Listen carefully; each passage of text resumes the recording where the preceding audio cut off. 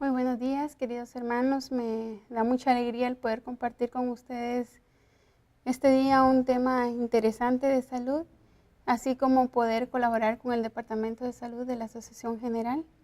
Mi nombre es Ligia Eunice Sosa Benfeld, soy médico y cirujano egresado de la Universidad de San Carlos de Guatemala. Antes de iniciar nuestro tema, vamos a pedirle al Señor Jesús que sea Él quien se digne en acompañar todo lo que vamos a hacer hoy, que toque nuestros corazones, que nos dé entendimiento y de esa manera podamos captar mejor todo lo que Él tiene planeado para nosotros en este día. Oremos. Padre nuestro que estás en los cielos, santificado sea tu nombre. Señor, te damos muchas gracias por la vida, por la salud, por las bendiciones que nos das, por un cuerpo magnífico, increíblemente bien coordinado. Gracias, Señor, porque poco a poco tú nos vas dando sabiduría para entender cuál es el propósito que tú tienes con cada uno de nosotros. Ayúdanos a poder comprender de una manera eficaz el tema de hoy, para que en base al conocimiento adquirido podamos tomar medidas preventivas y de cuidados para nuestra salud. Pasa tu mano sanadora sobre todos los enfermos. En tu nombre lo pedimos. Amén. Hoy vamos a hablar acerca del aparato respiratorio.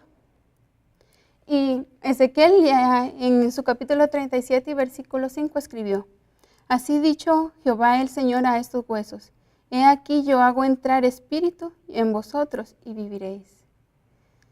Es increíble cómo la Biblia tiene un versículo para cada cosa.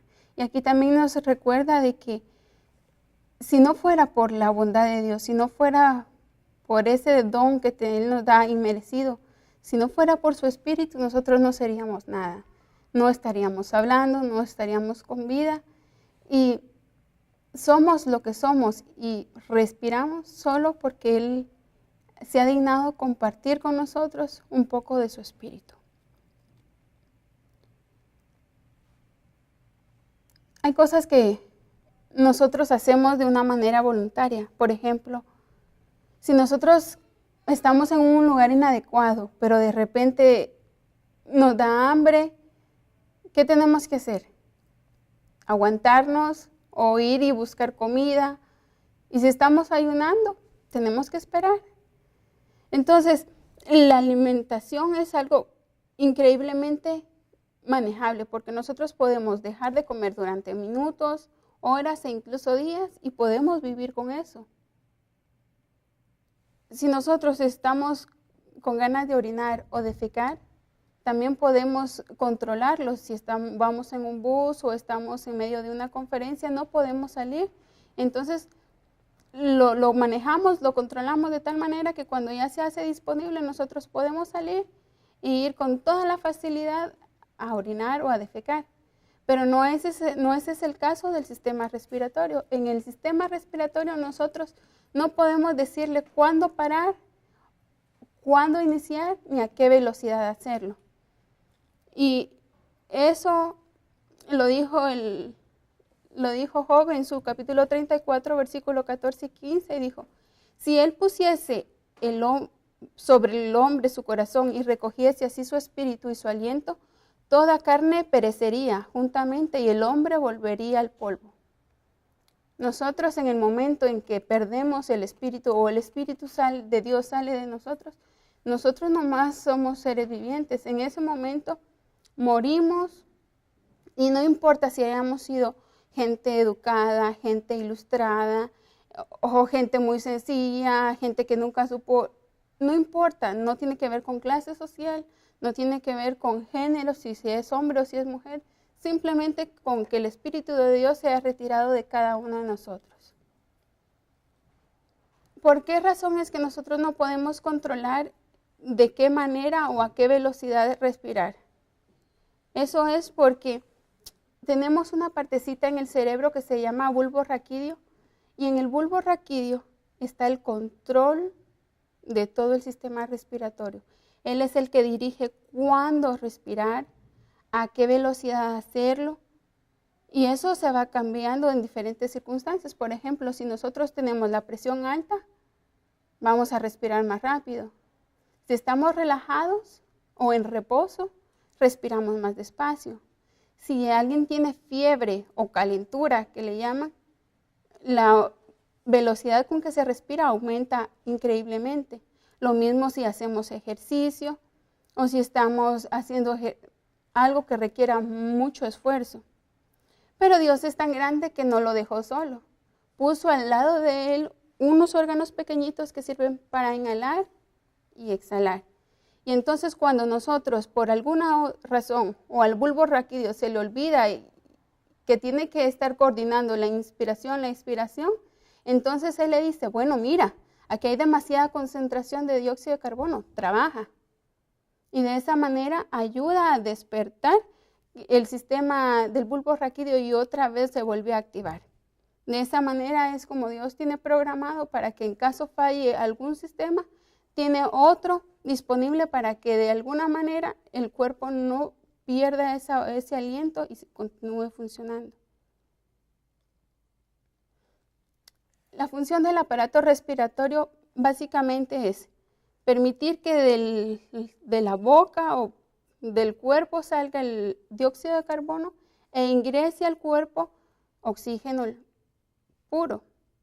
Eso lo hace mediante dos vías, las vías respiratorias y los pulmones. Las vías respiratorias, básicamente su función es conducir el aire hasta los pulmones.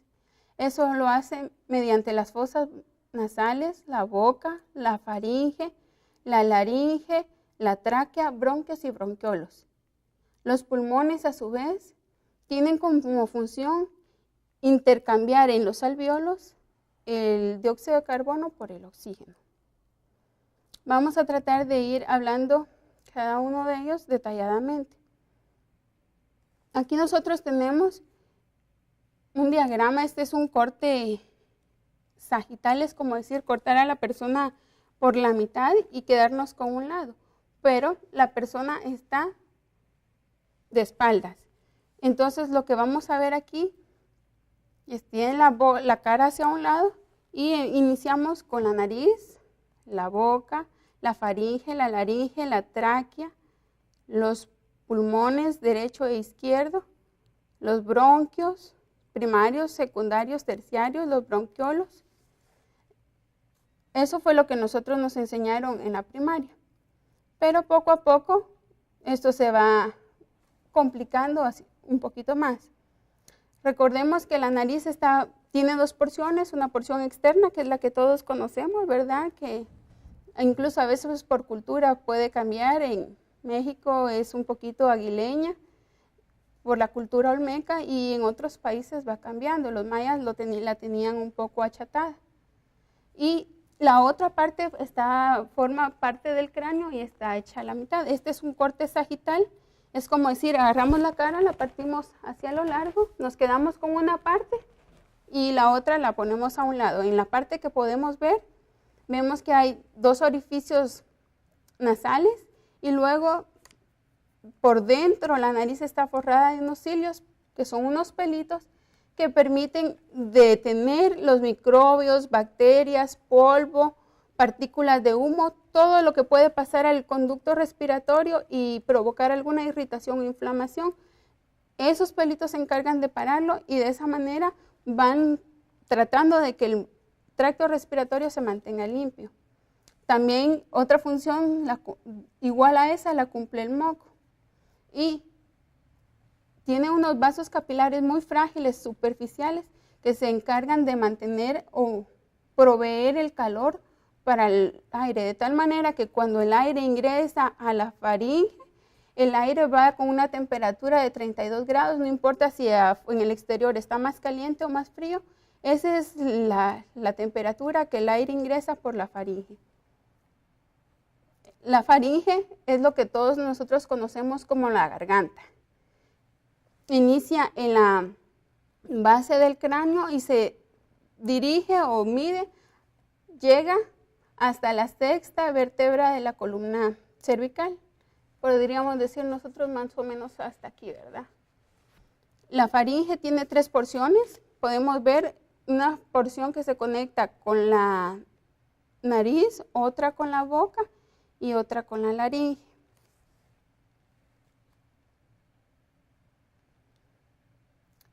A continuación, después de la faringe, hay otro órgano siempre encargado de conducir el aire y es la laringe.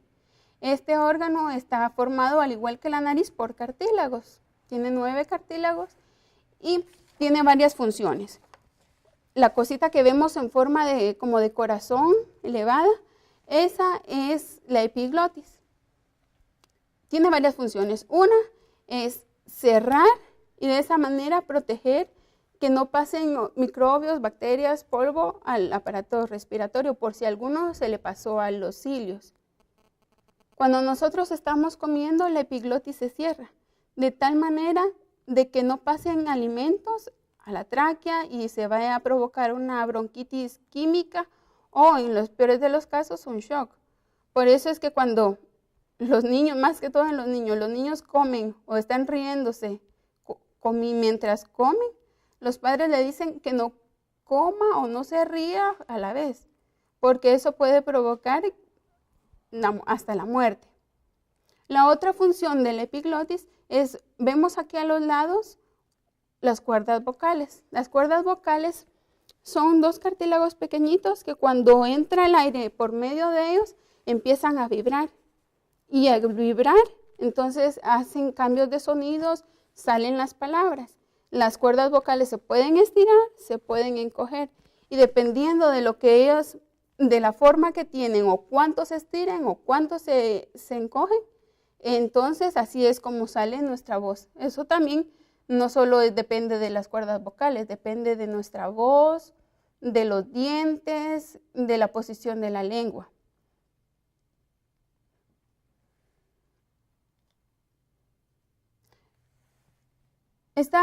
La laringe es un órgano que se ve afectado muy frecuentemente en personas cuya profesión tiene que ver con el habla. Ustedes como colportores, como misioneros, generalmente se pasan el día o cada culto hablando, porque mucho de su tema, de su mensaje, es llegar a otras personas y eso es por medio de la comunicación. La hermana Elena escribió hace muchísimos años esto, dijo, acerca del uso inapropiado de la voz, y ella dijo, atención cuidadosa y entrenamiento debería darse a los órganos vocales. Ellos son fortalecidos por el uso correcto, pero se vuelven débiles por el uso inapropiado. Su uso excesivo, si es repetido, no solo dañará los órganos del habla, sino que acarreará esfuerzo indebido sobre todo el sistema nervioso. Eso lo dice en Testimonios Especiales, número 7, página 9. Y después dice, la delicada arpa de miles de cuerdas se desgasta irremediablemente y produce discordia en vez de melodía. No es necesario hablar en voz alta o en tono alto. Esto hace un gran daño al orador. La voz humana es un don precioso de Dios, es un poder para el bien y el Señor quiere que sus siervos preserven su tono y melodía. La voz debería ser cultivada como para promover su calidad musical y puede ser agradable al oído e impresionar el corazón, pero los órganos vocales son extrañamente abusados al punto de causar daño al orador e incomodidad a los oyentes. Muchos hablan de una manera rápida y en un tono alto y antinatural, y si continúan tal práctica dañarán la garganta y los pulmones. Como resultado de este abuso continuo, los órganos débiles e inflamados se enfermarán seriamente y padecerán tuberculosis. Hay necesidad de que entre nuestros ministros se le brinde atención cuidadosa a la cultura de la voz, o muchos descansarán antes de tiempo. Es increíble, ¿verdad? Porque la Biblia ni nos da tantos detalles. La hermana tal vez no hablaba en términos técnicos complicados, pero básicamente ella dice lo que todo el mundo dice ahora.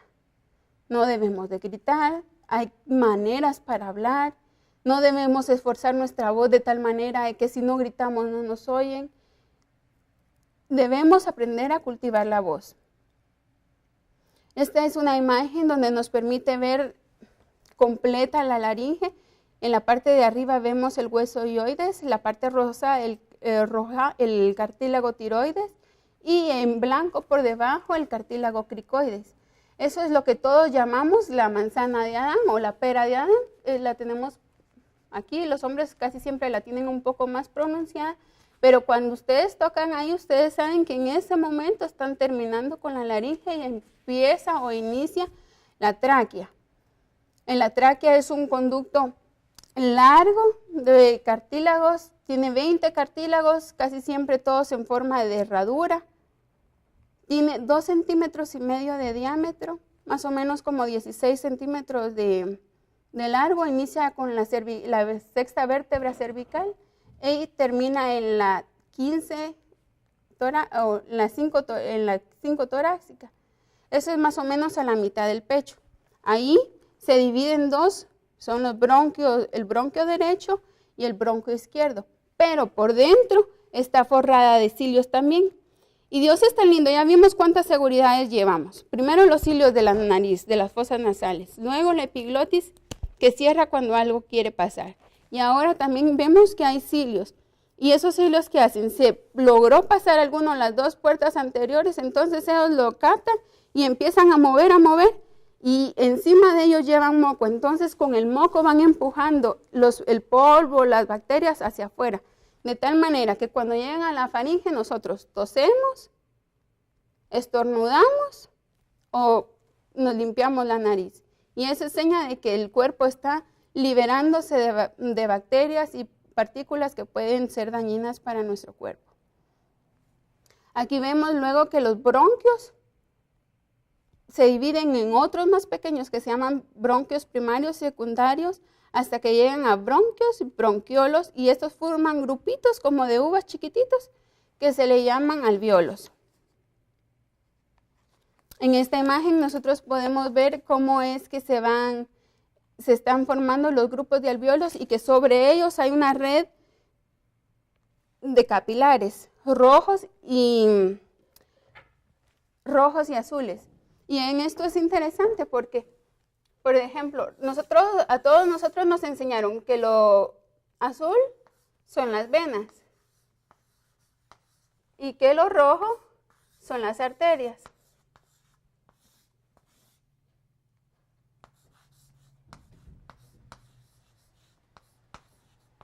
Las venas cuando están a ese nivel, el diámetro de ellas disminuye y se hace más pequeña. Y esas se llaman vénulas. Lo mismo sucede con las arterias, disminuyen de diámetro y se llaman arteriolas.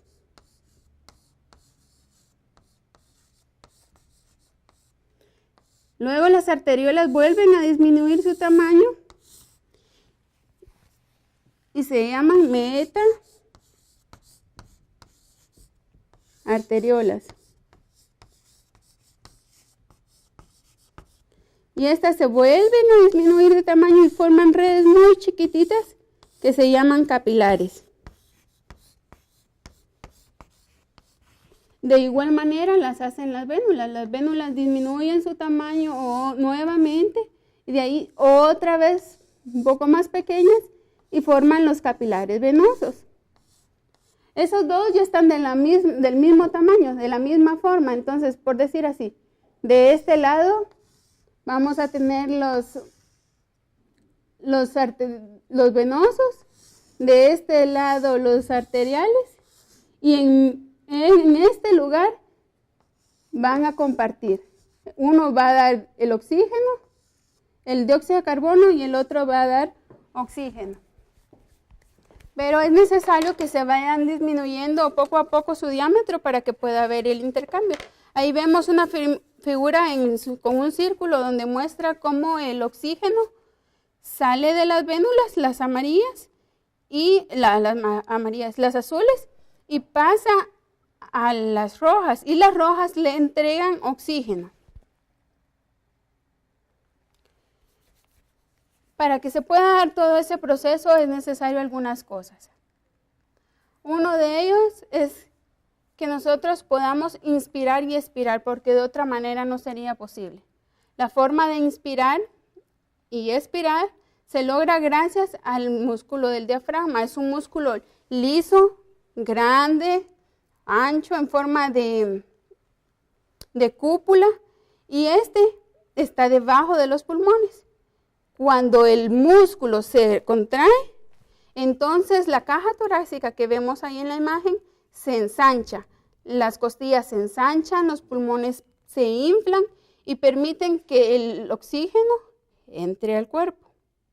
Cuando es el momento de la expiración, entonces el diafragma se relaja, las costillas bajan y los pulmones se angostan y se libera el dióxido de carbono.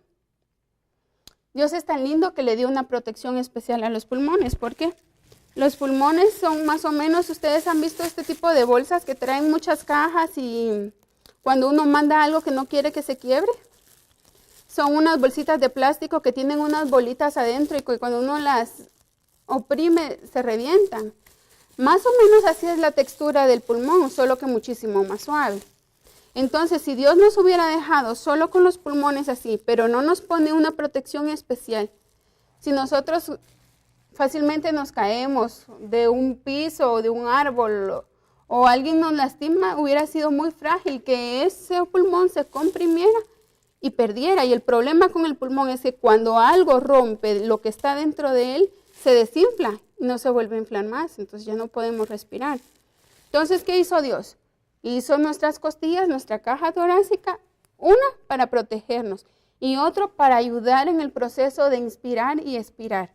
Ahí vemos que hay unos músculos insertados, pegados, unidos a un extremo del omóplato y pegados en un extremo de las costillas. Y esos son porque le permiten, ayudan a movilizar y subir, bajar la caja torácica. Aquí vemos esos músculos, solo que en otra imagen, y vemos que los músculos intercostales externos, que son los que están hasta el exterior, y los que están dentro de las costillas tienen diferentes funciones. Los que están en la parte de afuera jalan los músculos para atrás, y los que están por dentro ayudan a elevar. Entonces, esos dos, uno jalando para atrás y otro para abajo, levantan la caja torácica. Los rectos abdominales que vemos aquí del otro lado derecho, esos ayudan a bajar la caja torácica y ayuda en el proceso de expiración. Nosotros sabemos que el oxígeno y el dióxido de carbono son gases. Entonces, para que un gas pueda moverse de un lado a otro, necesita presión. Entonces, ¿de qué manera lo hace el cuerpo? Por ejemplo, si nosotros tenemos, digamos que ahí en esta habitación hay 300 gentes y del otro lado, en la habitación de la par, hay 20. ¿Para dónde se iría la mayor parte de gente? A la habitación que tiene menos gente. Pues de la misma manera hace el gas. Él le hace lo mismo, no le gusta vivir apretado. Entonces, ¿qué hace? De donde hay mucho, se sofoca y dice, bueno, vamos a buscar un lugar donde hay menos. Entonces, cuando nosotros queremos inspirar, ¿qué es lo que hace el cuerpo? La presión afuera, aquí en la atmósfera, es de 760 milímetros de mercurio, pero nuestros pulmones tienen 757. Entonces, ¿qué hacen los de afuera? Dicen, el oxígeno dice, ustedes ahí hay espacio, y se viene para donde está dentro. Entonces, entra muy fácilmente. Pero cuando se trata del dióxido de carbono, que hay que sacarlo, entonces es lo contrario.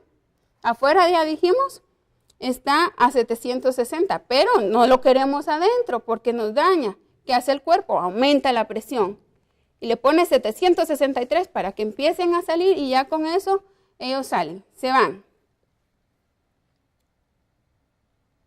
La hermana Elena escribió, la fortaleza del sistema está en gran grado dependiente de la cantidad de aire fresco y puro respirado.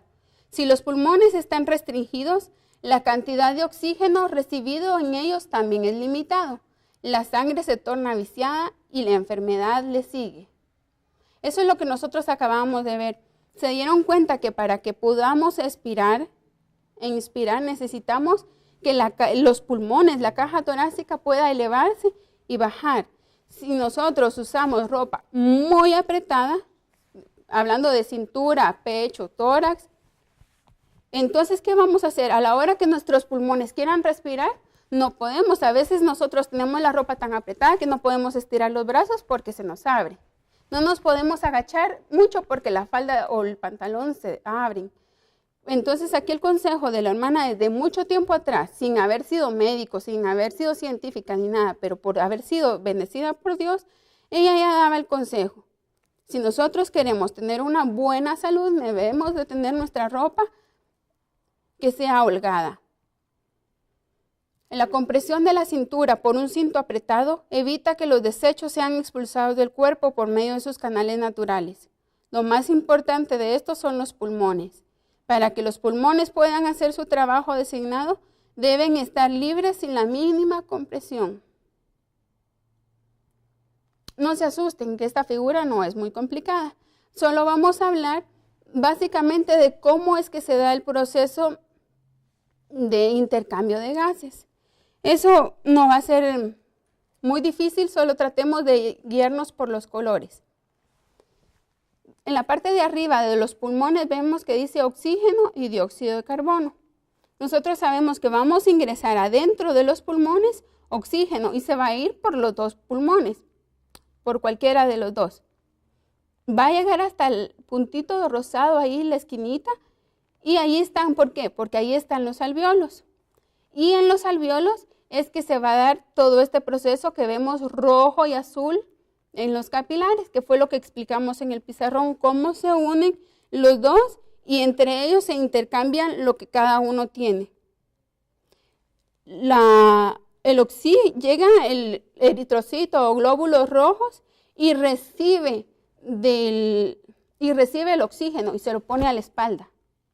Y va hasta el corazón. Y el corazón, bueno, dice, ¿y ahora qué voy a quedarme yo con esto? No puedo ser para mí solo, tengo que compartir. Y tira a todos los órganos del cuerpo, hasta las partes más pequeñas, a todos les va repartiendo un poco de oxígeno. Al llegar el glóbulo rojo, el eritrocito a la célula, le dice, mira, aquí traigo el oxígeno, te toca a ti usarlo. La célula agarra el oxígeno y ya puede trabajar y con eso se garantiza que el cuerpo sigue funcionando. Claro que eso no es tan así nomás, ¿verdad? Porque tiene su procedimiento. Vamos a tratar de verlo después acá. ¿Qué hace después? ¿Será que la célula se regresa vacía? No, Dios no trabaja así. ¿Qué hace Dios? Nada en el sistema que Dios hace se queda sin desecho. Ustedes ven que todo es un ciclo. Dios no desperdicia nada. Entonces, como la célula ya va vacía, le dice, bueno, ¿sabes qué? A propósito, ya que te vas, llévate el dióxido de carbono. Y allá va la célula con el dióxido de carbono. ¿Para dónde? Para el corazón. Le dice, aquí te traje el dióxido de carbono. Y él dice, bueno, yo no puedo hacer nada con eso aquí. Tú tienes que llevarlo a los alvéolos. Entonces sale el dióxido de carbono del corazón y lo lleva a los alvéolos y allá hace el intercambio. Ahora vamos a tratar de explicarlo en la pizarra.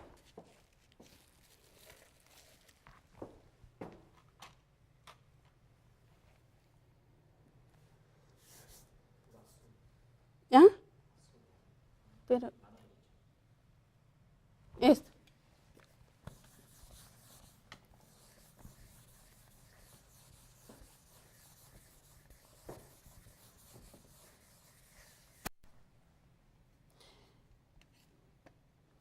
Bueno, recordemos que mencionamos que llegaba el eritrocito o célula glóbulo rojo y se llevaba con él el oxígeno. ¿Pero cómo lo hizo?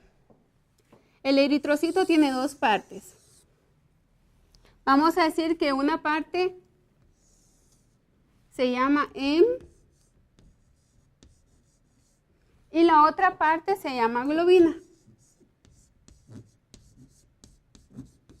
La parte que se llama M puede llevar, él aguanta hasta con 4 moléculas de oxígeno. ¿Por qué? Porque él solo tiene 4 moléculas de hierro, una en cada lado. Entonces él va a cargar, cada molécula que él tiene de hierro va a cargar con una de oxígeno y se la lleva. Dijimos, va al corazón el corazón lo reparte a la célula. ¿Cómo hace ese eritrocito para bajarse el peso del oxígeno? Si el oxígeno le encanta estar pegado con el hierro. El cuerpo produce una sustancia que se llama difosfoglicerato y él es el que le dice, ven, dámela aquí, yo te ayudo. Recibe el oxígeno y le dice, bueno, hoy sí, ve a recibir tu carga, yo me quedo con esto. Y le dice, célula, aquí está, puedes trabajar con eso. Pero ¿de qué manera o quién se encarga de ver que haya difosfoglicerato en el cuerpo? Para eso está la hormona de crecimiento, la adrenalina, noradrenalina, testosterona y la tiroxina. Todas ellas se encargan de ver que haya suficiente difosfoglicerato. Bueno, pero ahora ya al menos ya sabemos cómo recibe y cómo entrega el oxígeno, el eritrocito. Ahora, ¿cómo hace el eritrocito para llevarse el dióxido de carbono? Entonces, agarra su maleta el dióxido de carbono. Vamos a poner aquí. Agarra su maleta el dióxido de carbono dentro del eritrocito, pero aquí ya no, la carga no es igual. Solo el 30% de la cantidad total de dióxido de carbono los eritrocitos se lo llevan. El 70% se lo lleva el plasma. Recordemos que el plasma es un líquido que está dentro de las células y que ayuda a que pueda llegar hasta donde corresponde. Él se va a encargar por medio del agüita y moviéndose, llegar hasta los alvéolos, hasta arriba. ¿Pero qué hace? Este dióxido de carbono que estaba en el plasma,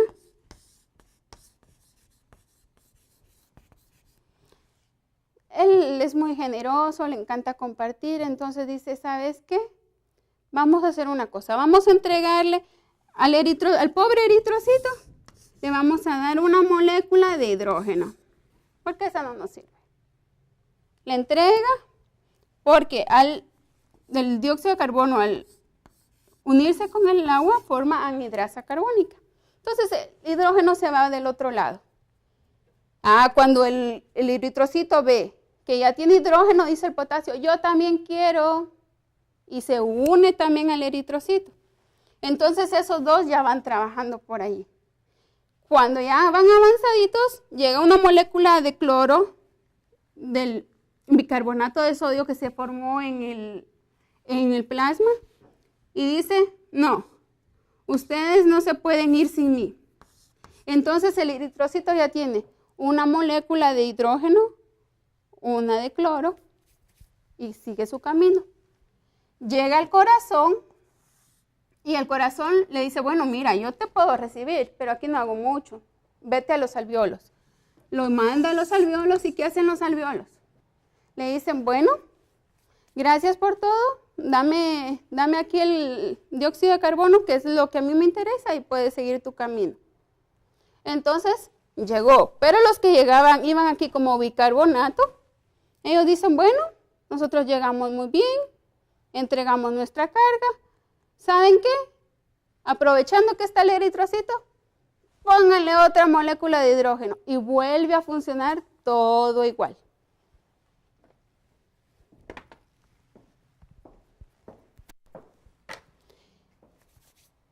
El salmista David dijo en el Salmo 51, crea en mí, oh Dios, un corazón nuevo y pon un corazón recto y pon un espíritu nuevo dentro de mí. Y yo pienso cuando le estaba viendo esta diapositiva, nosotros, es lo que Dios hace con nosotros. Él dice, bueno, a ver, dame aquí tu carga, eso no te sirve. Si tú te quedas con el dióxido de carbono, te mueres. Porque el dióxido de carbono no le permite a la célula respirar. La célula para respirar y vivir necesita oxígeno, pero con dióxido de carbono no puede. Entonces agarra, el eritrocito agarra esa maleta y se la lleva para afuera, la va a entregar. ¿Qué es lo que Dios hace con nosotros? Dios mandó a su Hijo Jesús para que Él muriera por nosotros y Él dijo, bueno, Ustedes con esa maleta de pecado no pueden vivir, la tienen que entregar.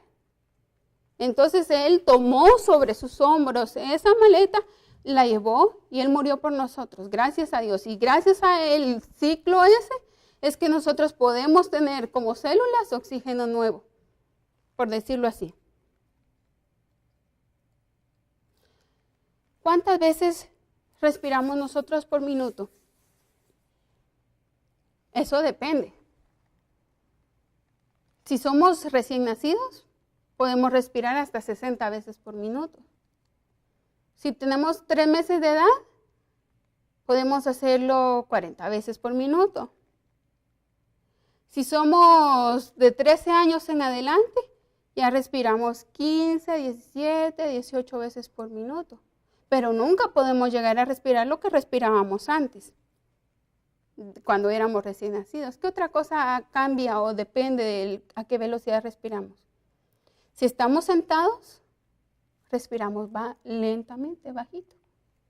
Si estamos en una gran actividad, nuestra respiración aumenta porque estamos necesitando cambiar continuamente el intercambio de oxígeno, ir sacando dióxido de carbono, oxígeno, dióxido de carbono. En esa metida y sacada de oxígeno y dióxido de carbono que hacemos, ¿cuánto oxígeno inhalamos nosotros por cada respiración que hacemos? Medio litro de aire por cada respiración.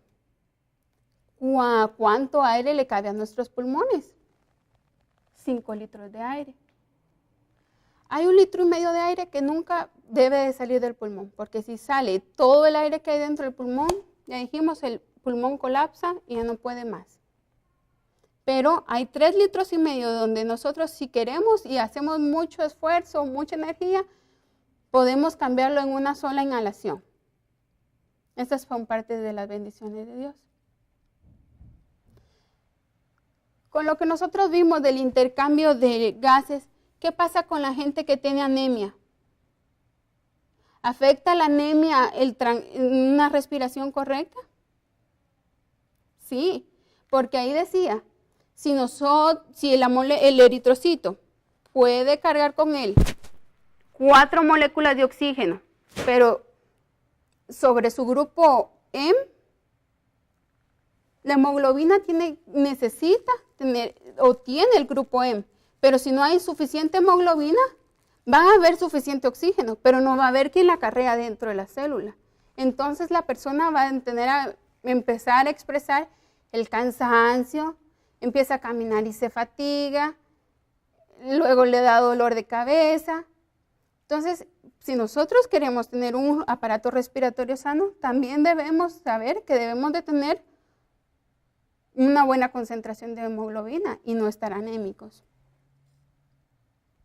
¿Qué pasa con la gente que vive en las montañas, en lugares bien altos? ¿A esa gente le afecta o no le afecta?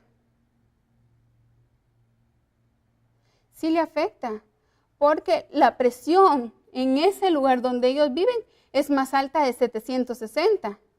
Entonces, ya vimos que para que el oxígeno o el dióxido de carbono pueda salir, ¿qué tiene que hacer? Allá afuera tiene que estar un poquito más bajo. Entonces, él va a decir, bueno, aquí no puedo. Quiero salir, pero aquí cuesta. Entonces, ¿qué hace? Empieza a tener efisema. Los pulmones se empiezan a ensanchar. Y algunos otros se adaptan, aumentando las concentraciones de hemoglobina. Con los buzos, ¿qué pasa? Pasa lo contrario. Como ellos están por debajo de la presión, entonces a la hora de querer ir saliendo, hay concentración de nitrógeno. Y si a ellos se les ocurre por casualidad salir rápido porque van tarde, pueden quedar inconscientes, pueden sufrir síncope o mareos, en el caso de los mejores afortunados, y hasta les pueden explotar los oídos. Entonces esto se resuelve de una manera bien sencilla. ¿Cómo? Uno está abajo, pues va saliendo poco a poco, tranquilo, despacio que llevo prisa, ¿verdad? Aquí hay algunos factores beneficiosos para tener una buena respiración. tener una buena posición, una adecuada ventilación, suficiente sol, ejercicio, aire puro, ropa holgada y estar bien cubierto de cabeza, pies en momentos de frío. Pero hay otros riesgos o conductas que podemos tener que son peligrosas. Una mala postura, habitaciones sin ventilar, la oscuridad, la humedad, la vida sedentaria, una exposición al humo de los autos, el cemento, pesticidas, ropa pegada, estar descubierto y el tabaquismo, entre muchos otros. La hermana Elena habló acerca de la tuberculosis. Quizás en el medio donde ustedes viven ya no es muy común o no produce tanta mortalidad como hace unos años atrás. Pero la gente acostumbraba, la gente decía, hay frío, y hacía, en Guatemala hay lugares donde son muy fríos en el occidente. Y ustedes van a ver las casitas, son de techo muy bajo y apenas si tienen ventanas. Y la gente no las abre, porque sienten que si salen así, se exponen, entonces les va a dar neumonía y van a morir. Entonces cierran todo y adentro no entra el sol, aumentan los gérmenes, las bacterias, no se ventila, entonces es el mismo aire. Como nosotros ya entendimos, necesitamos que entre oxígeno, que salga dióxido de carbono, pero si no hay cómo entre oxígeno, ¿qué solo qué vamos a tener adentro?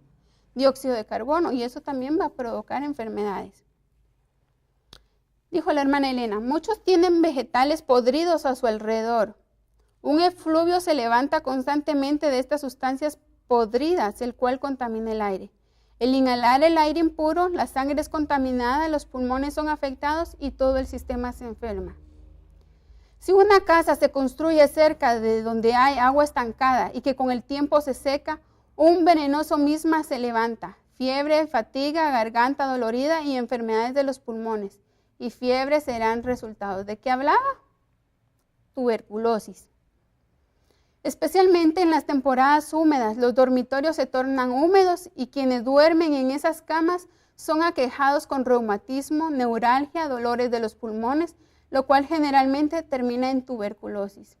Ustedes saben que la hermana Elena describió la enfermedad de tuberculosis y cómo se transmitía muchísimos años antes de que la ciencia lo hiciera. Nosotros deberíamos de estar agradecidos con Dios porque en su infinita misericordia nos permitió tener una luz tan grande como la que tenemos. Porque si nosotros hemos cambiado nuestra salud, nuestros hábitos a una manera correcta es porque Dios ha tenido misericordia de nosotros y somos su especial tesoro, un pueblo escogido. Vamos a omitir por cuestiones de tiempo las otras, pero vamos a ver aquí la forma, el color de un pulmón sano y un pulmón con tabaco. El pulmón sano es este blanco y el del tabaco es este amarillo. Pero ¿saben qué es increíble? La mayor parte de gente que fuma empezó antes de los 15 años. Más del 48% son fumadores, varones, y el 22% mujeres. Y no solo eso, es la enfermedad que provoca más muertes prevenibles en países desarrollados. Eso quiere decir que hay muchísima gente que muere por causa de cáncer que no debiera morir, pero tiene hábitos incorrectos. Otra cosa que provoca un pulmón muy parecido al tabaco es la contaminación ambiental. Ahí podemos verle en las imágenes cómo las fábricas, el humo de los automóviles lastiman. ¿Y de qué manera es que esos dos afectan la salud? Nosotros vimos ahí la imagen del aparato respiratorio y cómo los bronquios eran como tubitos. Pues bien, esos tubitos se inflaman, se irritan y la luz del tubo se va a hacer disminuyendo cada vez un poco más. Y para acabar de rematar, diríamos, aumenta la secreción del moco. Y entonces lo que era así, termina así. ¿Y qué pasa con la gente? Ya no puede intercambiar el oxígeno y el dióxido de carbono. Y entonces lo que pueden hacer es muy poco. Y esa gente ustedes la ven que empieza. Pueden estar sentados, pero ellos están cansados. Y si es de caminar, menos. Ustedes han visto que los fumadores empiezan con una tosecita y así viven eternamente, porque viven con bronquitis. Entonces, una de las enfermedades que provoca el tabaco, la contaminación ambiental, es lo que dijimos, que se cierran los bronquios y cuesta mucho el intercambio, pero ese es en el mejor de los casos. Porque en el peor de los casos lo que provoca es que los grupos de alvéolos empiezan a hincharse, porque no pueden sacar el aire que tienen adentro. Entonces, se hinchan y como ya no hay para dónde, revientan. ¿Y qué pasó con esa parte del pulmón? Se murió, quedó fuera de uso. Entonces, quiera Dios ayudarnos para que nosotros podamos intentar tener hábitos correctos de vida, luchar por adquirirlos si no los tenemos.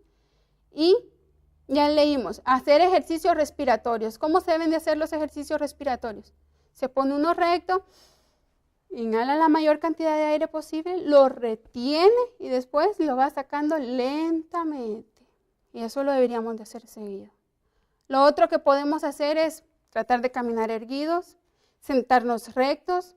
Eso ayuda en la columna, ayuda a que los pulmones tengan mejor espacio, estar bien abrigados, alimentarnos sanamente. Cuando es temporada de frío, nosotros debemos de consumir frutas y verduras que tengan bastante vitamina C, digamos naranjas, toronjas, mandarinas, mangos. Todo lo que nosotros tengamos a nuestra disposición, frutas que sean del lugar donde vivimos, de tal manera que nosotros podamos vivir bien. Que Dios pueda bendecir este estudio, que les permita a ustedes, al igual que nosotros, poder hacer un uso correcto de nuestra voz. Es mi deseo y oración. Amén.